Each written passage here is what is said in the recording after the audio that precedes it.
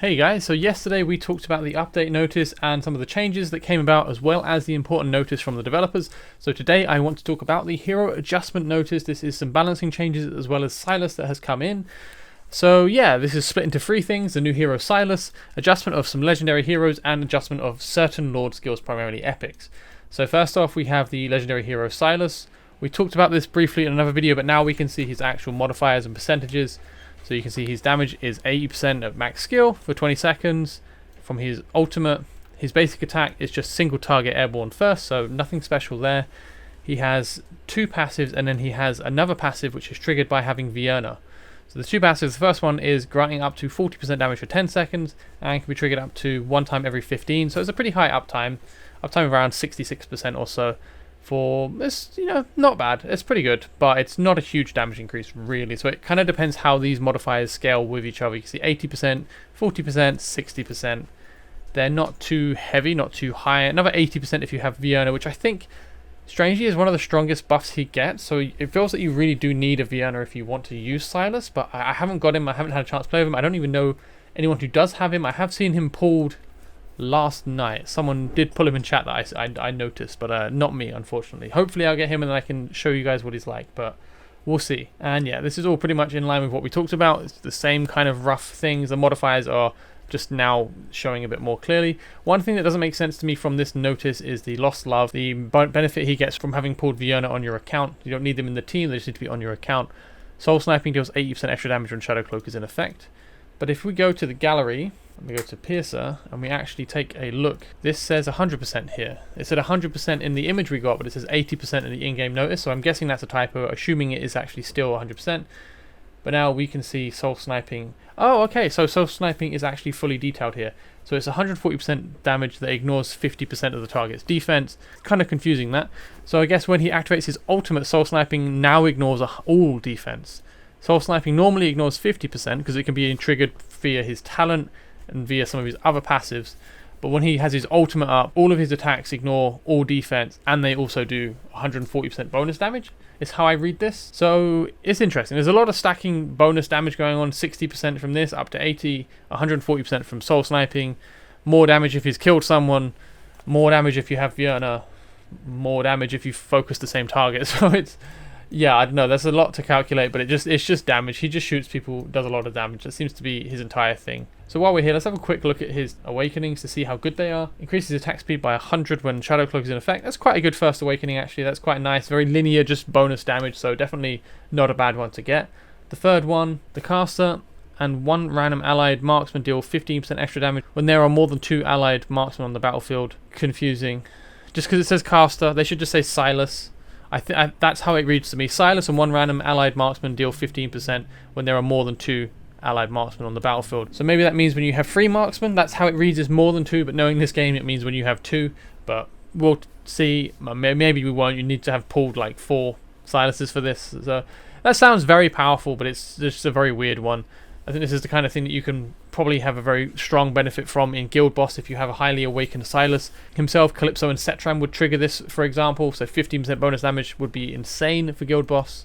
Rage by attacks is nice. And now Eye of Curse at max awakening will apply a physical damage debuff, increasing the damage to take by 15%. So yeah, pretty strong awakenings on him. Almost all of them are pretty good actually, so definitely a great hero to get those awakenings on. So that's Silas. Moving on, there is a hero adjustment to Shamir. They have changed his Electro Cryo Nova, 200% single target damage instead of 120% AoE damage at max skill. So it's a higher modifier, but it's now single target damage instead of AoE damage.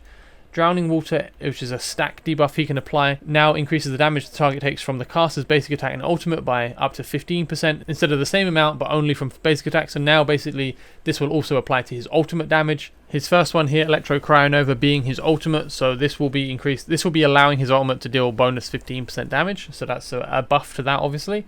Might of ICC, attacking targets afflicted with Drowning Water now increases attack by 4%, up to 40%, rather than 2%, up to 42%. I think this reads like it's less overall, which it is, but I'm pretty sure you're not really going to hit the max of this anyway, so it's just making it easier to get the initial damage. Overall, obviously a very big buff to Shamir. He's got more damage on his ultimate. His ultimate can now get damage increases based on Drowning Water. So previously there were no stacks affecting this, so his ultimate's gone up from 120 to 200% on the initial hit. The rest of the pulses remain the same, but the initial hit now does a bunch more damage, and it will be scaling off of the stacks of Drowning Water. I tested Shamir a bit, and I don't think you're going to get many stacks of Drowning Water without the ultimate down. I think the ultimate is the main source of these stacks. So it's just kind of increasing the initial hit by 15%, but the pulses following it will be gaining a lot of damage bonuses as that's where the stacking really comes into play. But I haven't tested him a great deal, so I'm not that clued in on how Shamir is. My initial testing was I tried an attack speed build to see if I could stack up Drowning Water faster. So anyway, last changes are to his awakenings. So now he's Drowning Water can be stacked 4 times rather than giving him a random shield, which is good. The shielding on him didn't really make sense.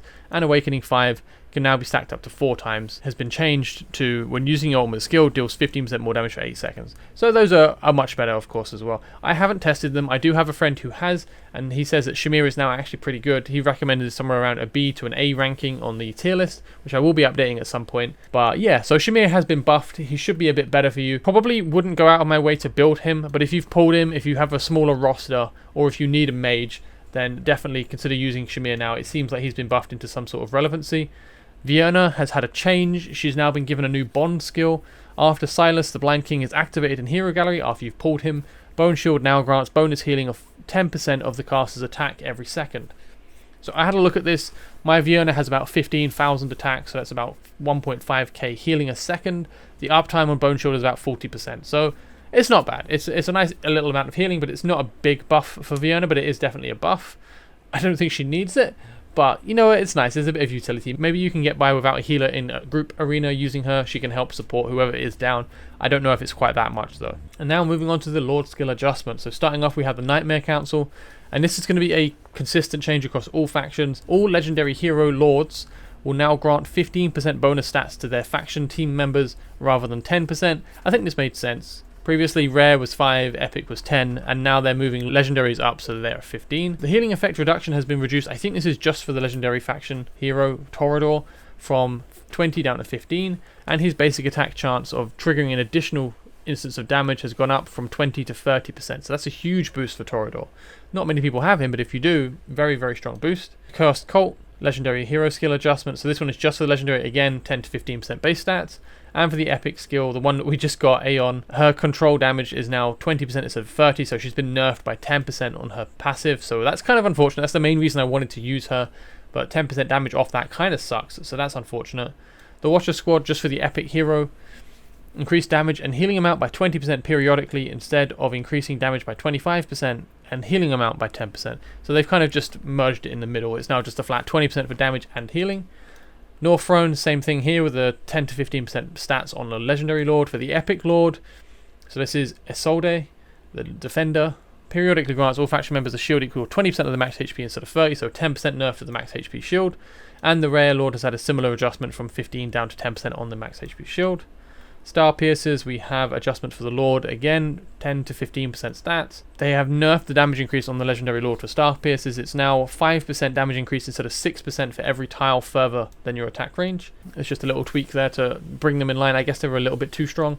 The Esoterio Order, Legendary skill, again 10 to 15%. Epic skill, they have reduced the reduction in costs on skills from 20% to 15%, so a slight nerf there to the Epic Hero. I think Raiden is the Lord there. I don't think I've ever seen someone use a Raiden, so I don't necessarily think he needed nerfing. But anyway, finally we have the Infernal Blast faction, probably the most popular faction used in every single Guild Boss team, or every single successful Guild Boss team.